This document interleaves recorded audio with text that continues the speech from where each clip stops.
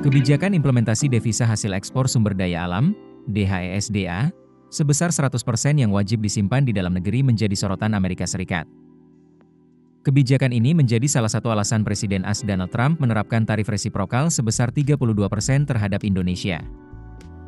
Kebijakan DHESDA Indonesia, disampaikan Trump akan menghambat perdagangan bebas.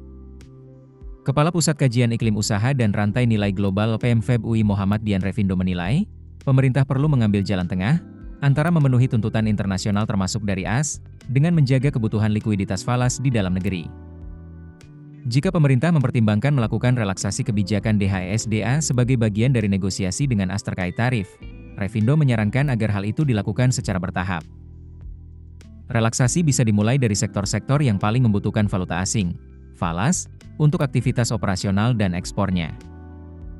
Beberapa sektor yang menurutnya perlu menjadi prioritas relaksasi adalah, pertama, sektor tanpa windfall komoditas.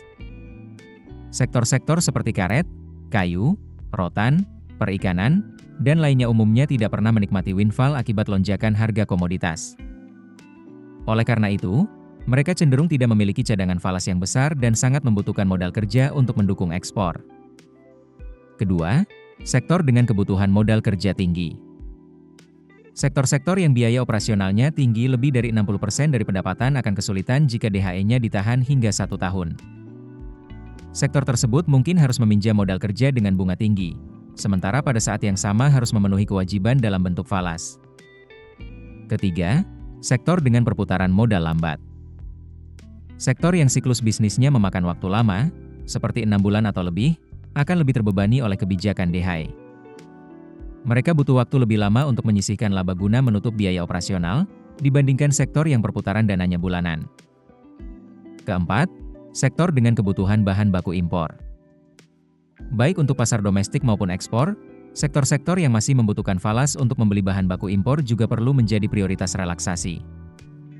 Pasalnya, mereka harus mencari falas kembali untuk mengimpor input produksi.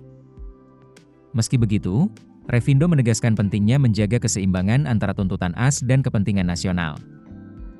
Selain memilih sektor berdasarkan kriteria di atas, besaran relaksasinya bisa bertahap juga, misalnya kembali ke aturan awal dalam PP Nomor 36 Tahun 2023, kewajiban penyimpanan DHE sebesar 30% selama minimal 3 bulan.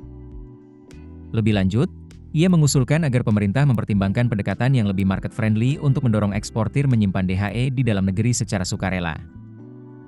Misalnya, memperdalam pasar keuangan, khususnya yang berdenominasi mata uang asing, dan menciptakan pasar modal yang sehat serta minim intervensi, termasuk dalam hal keamanan.